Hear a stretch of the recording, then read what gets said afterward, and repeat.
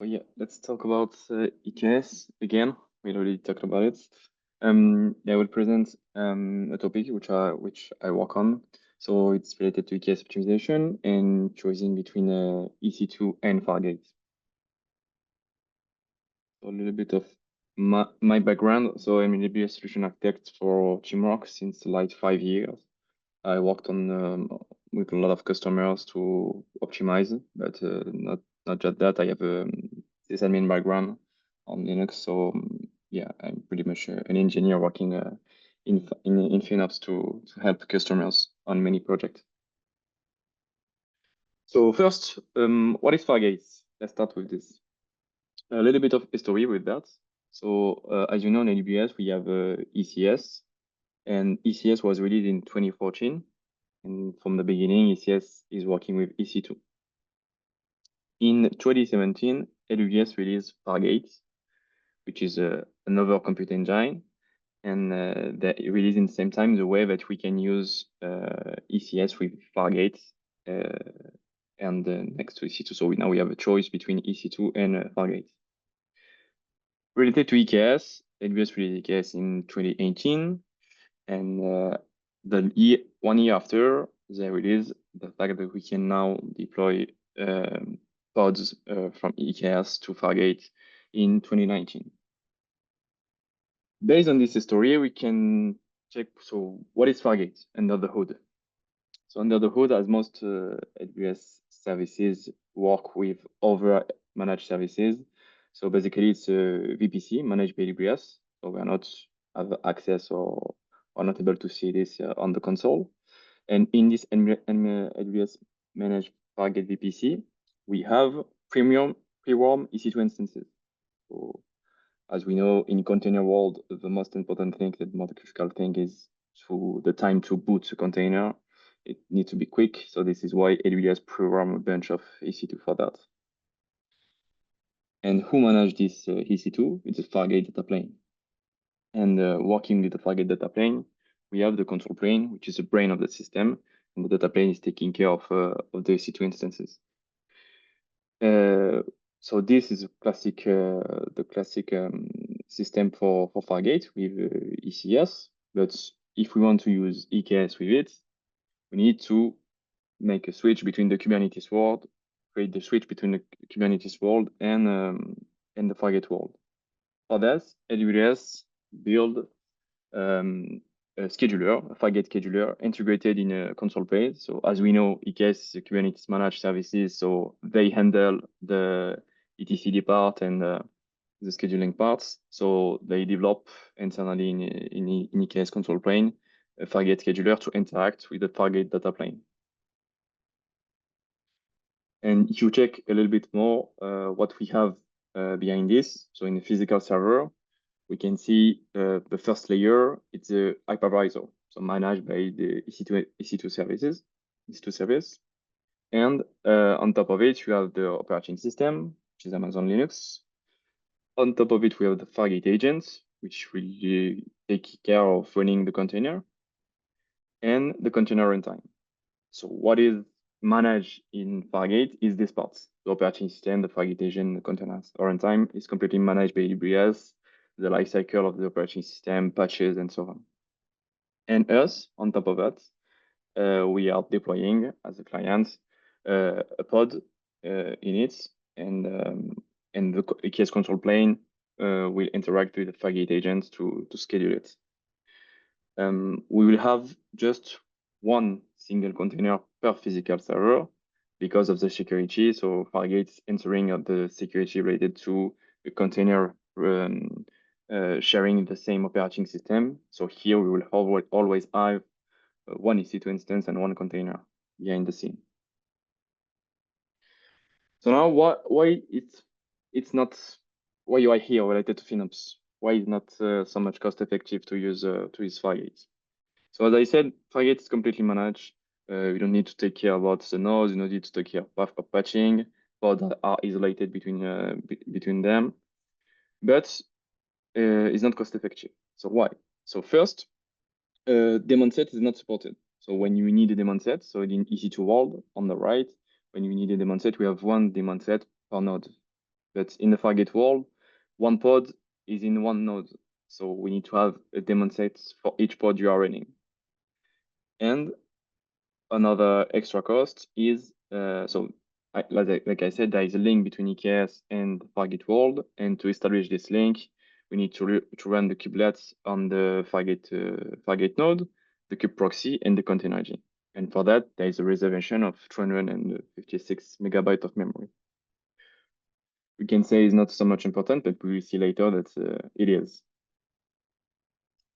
If you are checking the pricing model, so it's our basically, when we say that theoretically it's pretty elastic, we can switch between these different class, and in this class, we can have different configuration related to memory.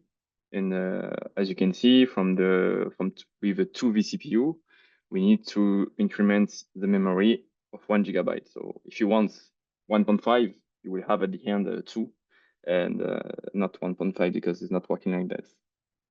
And as you can see, the pricing model is pretty simple. You are paying for a vCPU power and the gigabyte of memory power. I think the minimum is 1 minute. 1 minute. Saying that, let's check about comparing Fargate and EC2 theoretically, just with the number from the calculation we have.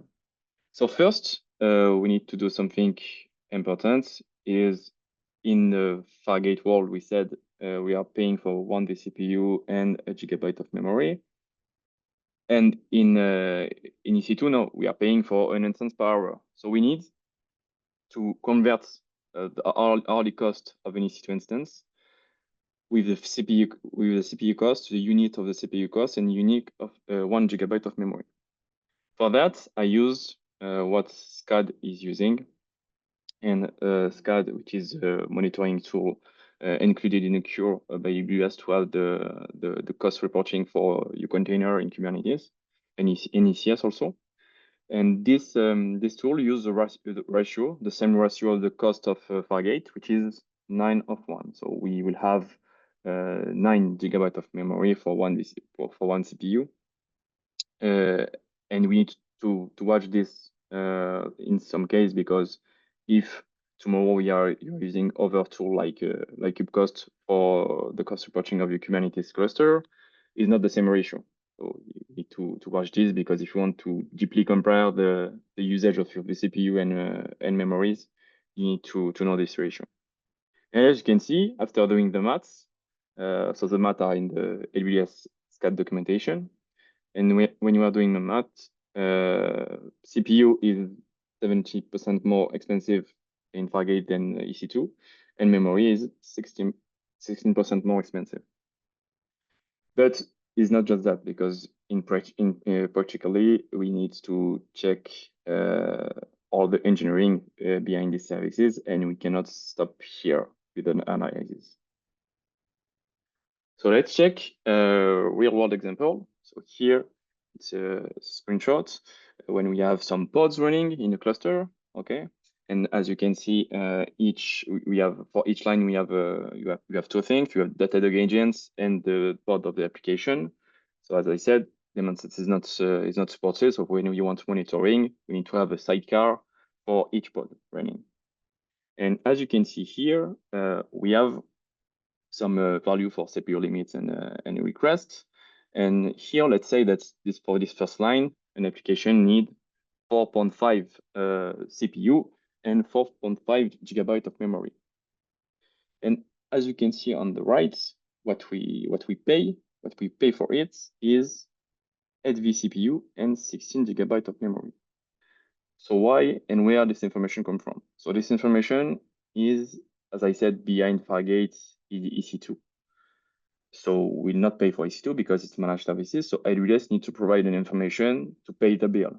And this information is an annotation for the pod, and the annotation for each pod running in Fargate. We have a capacity provision annotation. And here we have what we pay, what we really pay for a pod to run. Okay, and here we can say, okay, we are Fargate almost provision the double of what I really want. So I need 4.5 for CPU and memories, and Fargate provision the double, almost the double. Why? So let's check why in details. So let's take our real world example. So here, what we need. So as you said, here with this example, 2 vCPU and 1 GB of memory. But what you can see in orange here, it's related to what I said. So for the kubelet and other components, we need 256 megabytes of memory. And for Datadog, which is act as a sidecar, you need 4.5 gigabytes of memory. And so this is for the memory, so we are good. It will provision 2 gigabytes of memory. So we are good with this. And on the other side, for the vCPU, we need 2 vCPU, but we need an extra part of the CPU for running the sidecar. And here, this is where we have the challenge with Fargate, because here, as you can see on the line, we have 2 vCPU, and the next CPU we can set up is 4. So if you need above 2 vCPU, even if the memory is okay, you need to switch to the 4 vCPU. And here, in the Fargate node, what we pay is this. So the 8 gigabyte of memory and 4 vCPU, because we need 2.2. So we need to switch to this line of the bill. And at the end, we will have a loss and an unused of over-provision resources, which is this much. And this is why Fargate is so much expensive, and we are losing a lot of efficiency because of the managed services. So this is why we need to analyze our workload and what we really need to use Fargate or not. I have a second example, same use case, real use case, or just a one above, but here we'll have the same with 4 vCPU. We just need 4.5, and Fargate will provision 8 because we need 4.5 and not 4. And here we'll have the same, but yeah, a lot more unused and over provision resources. Okay, now we can say, okay, is the list with Fargate, but what we have in the EC2 world when we are working with EC2. So in EC2, we have many nodes in your cluster. Okay, you have a node with this characteristic, for example, 4 vCPU and 16 gigabytes of memory. What we pay is the hourly cost for this EC2. But in the cost optimization world in EC2 part, we have Karpenter, who use the request to consolidate the nodes. And here the example is we have a M5 X large instance, just 2 pods running in it, and these 2 pods can run in a large one. So Karpenter recreate the large instance, and we'll move this pod to this instance. So this is Karpenter job, and this is important to say that this Karpenter use a request, not the real usage of your pod. So here, let's take an example. Here I will have a pod with a request with 4 gigabytes of memory for request, 1 CPU, and in reality, it will use just half of it. But Karpenter will say that for one pod needed 4 gigabytes of memory, so it will consolidate with this information. I have another pod. We can take another example. I have another pod of this node, which use more CPU. The CPU and memory is set up, and on the node I have the lows and unprovisioned part, and this red part can be optimized by Karpenter by moving the nodes, and the unused parts for the pod. The first one, this unused parts. It's called, if you're using kubectl, for example, it's called the efficiency of your pod. So this is not handled by Karpenter. It's handled by the developer and the people who puts the numbers about the requests you need. So here you need to use your observability tools to say, okay, I set it up 4 gigabytes of request of memory. I just use the 2 over the last 1 month. And I will adjust the request based on the observability. And this information are provided in kubectl, for example, and also in SCAD from AWS, and it's called the efficiency of your pod. Saying that, we can say, okay, in some case, we can use Fargate because I don't want to manage EC2 instances, and it's worth the cost. Not all the time. So here, for example, if I want to take about operational model of Fargate with EKS, there is a lot of limitation. There are a lot of limitation, which is not reliability. You need to restart the pod when Fargate, because it's a managed system. We need to restart it when we have an update on the Fargate side. We need to restart it when you update your EKS cluster. Daemon sets are not supported, so duplicated per pod per node.